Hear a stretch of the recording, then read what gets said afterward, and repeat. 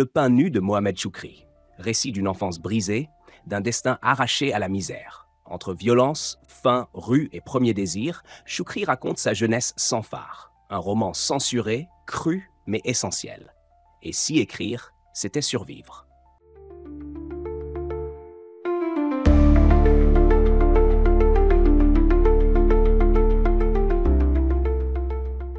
Bonjour à toutes et à tous.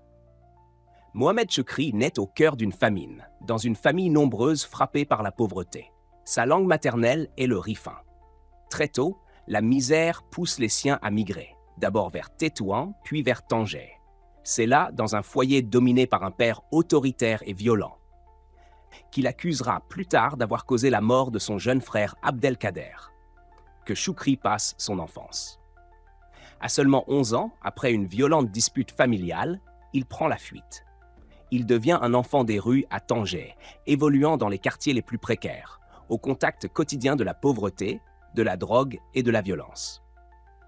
Pour survivre, il enchaîne les petits boulots, devient guide pour les marins de passage, apprend l'espagnol et vit dans un univers où se côtoient prostituées, trafiquants et voleurs.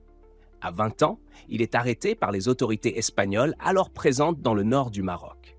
C'est en prison qu'il fait une rencontre décisive, celle d'un militant indépendantiste qui lui apprend à lire et à écrire. Cette initiation marque un tournant. Choukri s'empare de la langue comme d'une arme pour se reconstruire et transmettre.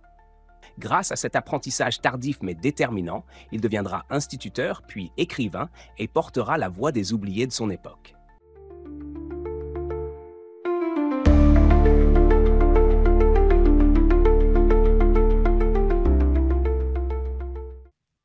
Nous vivions tous entassés dans une seule pièce. Chaque soir, quand mon père rentrait, il ramenait avec lui une humeur sombre et pesante.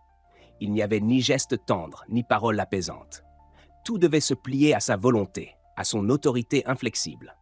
Une figure presque divine dans sa manière de régner, ou du moins, c'est ainsi que je le percevais. Pour moi, mon père était un monstre.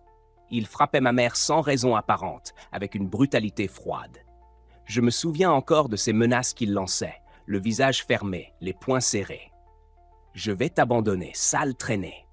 Je te laisserai seul avec ces deux mômes, tu n'auras qu'à te débrouiller. » Il prisait du tabac, parlait souvent seul et crachait dans le vide, comme s'il s'adressait à des ennemis invisibles.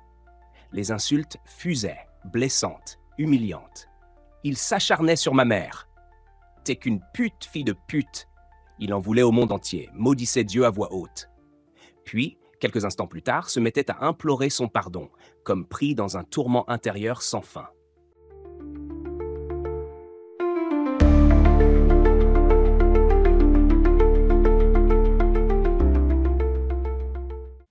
Roman autobiographique percutant, Le pain nu, retrace l'enfance et l'adolescence de Mohamed Choukri, marqué par la misère, l'exil et l'errance. Ce classique incontournable de la littérature marocaine a longtemps été censuré dans son propre pays. Interdit jusqu'en l'an 2000, en raison de la franchise avec laquelle l'auteur y évoque ses expériences de vie, notamment sexuelles. L'histoire s'ancre dans les années 1940. Une famille originaire du Rif, fuyant la pauvreté, s'installe à Tanger.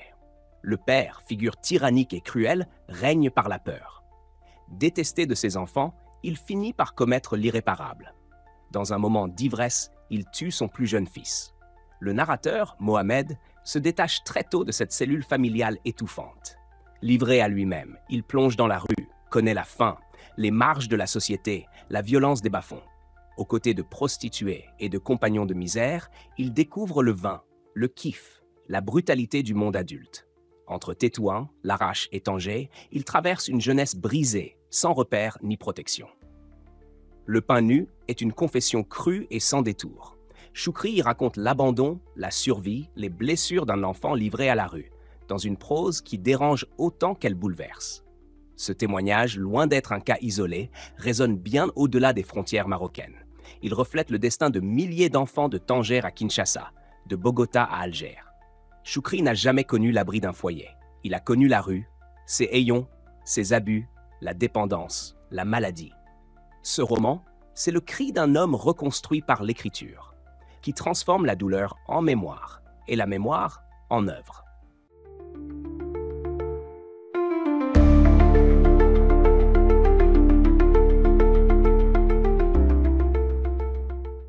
La faim, toujours la faim.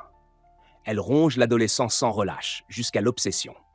Pour y échapper, il mâche un poisson avarié trouvé dans la rue. Il plonge dans les eaux sales du port pour repêcher un morceau de pain imbibé de mazout. Il s'étourdit dans les fumées d'une pipe de kiff, moins chère qu'une cigarette, et dans les verres de vin bon marché.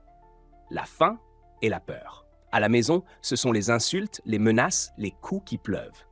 Le père, ancien déserteur de l'armée espagnole, ne fait rien d'autre que semer la terreur. Il ne travaille pas, ne soutient pas, il engrosse. La mère, elle, lutte chaque jour pour nourrir les enfants. Et ce mari brutal, devenu un poids mort, un parasite.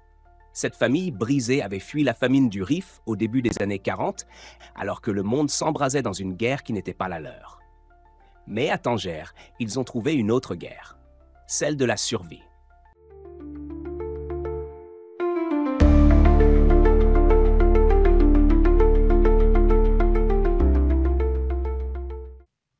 Sa mère ne lui offre que des réponses brèves, souvent dictées par les règles rigides de la religion ou des rituels magiques hérités de traditions anciennes. Pourquoi tant de souffrance? Pourquoi cette faim sans fin, cette violence quotidienne? À toutes ces questions, la réponse ultime reste la même. C'est la volonté de Dieu. Mais cette réponse ne suffit pas à Mohamed. Elle ne comble ni sa révolte, ni son besoin de comprendre. Alors, il cherche à fuir cet enfer familial.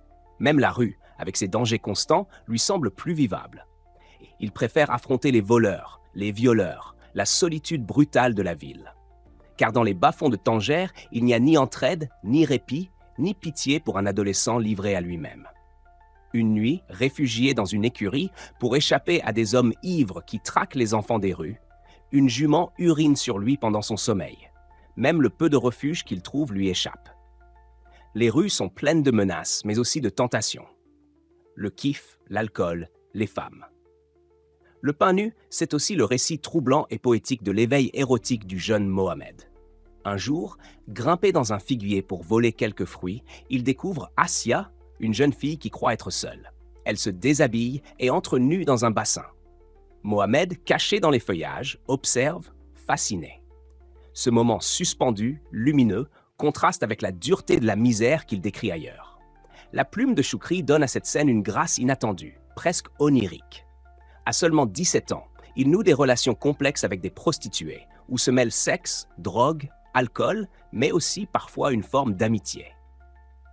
Il vit ces expériences sans toujours les comprendre, tiraillé par des interrogations confuses mais profondes. Qu'est-ce que l'amour? Que signifie ce désir qui le submerge? Et c'est là toute la force du livre. Mohamed Choukri ose dire, avec une langue crue mais singulière, ce que tant de jeunes en marge vivent sans mots. Il transforme le chaos de son existence en une parole libre, lucide, douloureuse et lumineuse.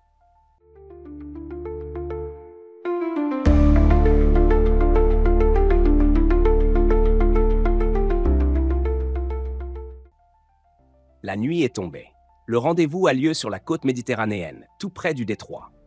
En contrebas, la mer gronde doucement, noire et mystérieuse.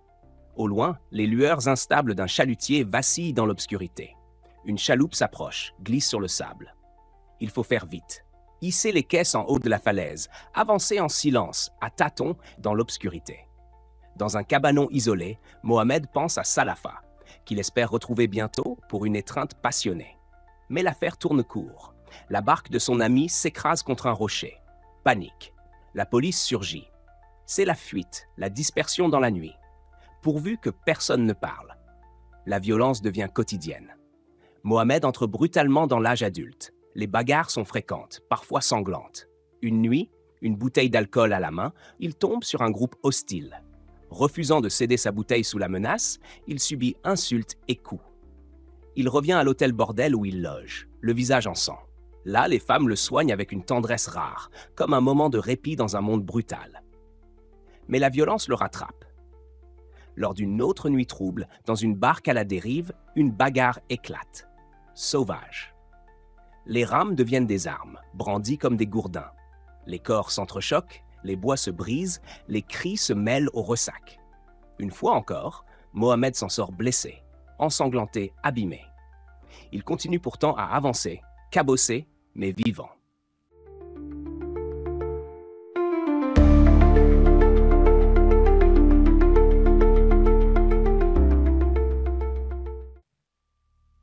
Dans les derniers chapitres du Pain nu, Mohamed exprime avec force sa frustration de ne pas savoir lire ni écrire.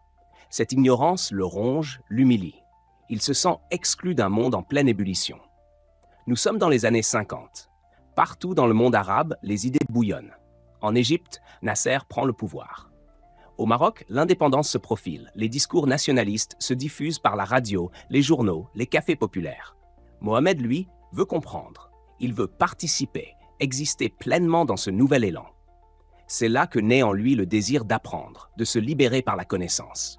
Ce thème, nouveau dans le récit, ouvre une perspective inédite, celle de la reconstruction par l'écriture. Le Pain nu s'achève, mais laisse entrevoir une suite, le temps des erreurs, où Choukri racontera sa lente métamorphose. Le roman se clôt dans un cimetière sur la tombe de son jeune frère. Mohamed y fait venir un ami pour réciter quelques versets du Coran. Voici les toutes dernières lignes de l'ouvrage. « Je me rappelais ce qu'avait dit le vieux qui l'avait enterré. À présent, ton frère est avec les anges. Mon frère était devenu un ange. Et moi, deviendrai-je un diable? C'est sûr, pas de doute. Les enfants, quand ils meurent, se transforment en anges, et les adultes en diables.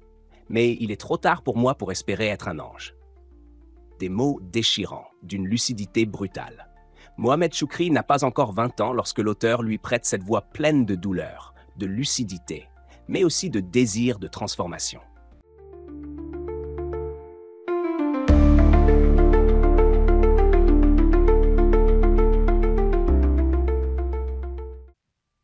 Merci d'avoir regardé cette vidéo. Si elle vous a touché ou inspiré, pensez à la partager autour de vous. Et dites-moi en commentaire, que pensez-vous de ce roman exceptionnel, Le Pain nu, et du contexte historique dans lequel il s'inscrit? N'oubliez pas de vous abonner pour ne rien manquer et pour m'encourager à continuer ce travail.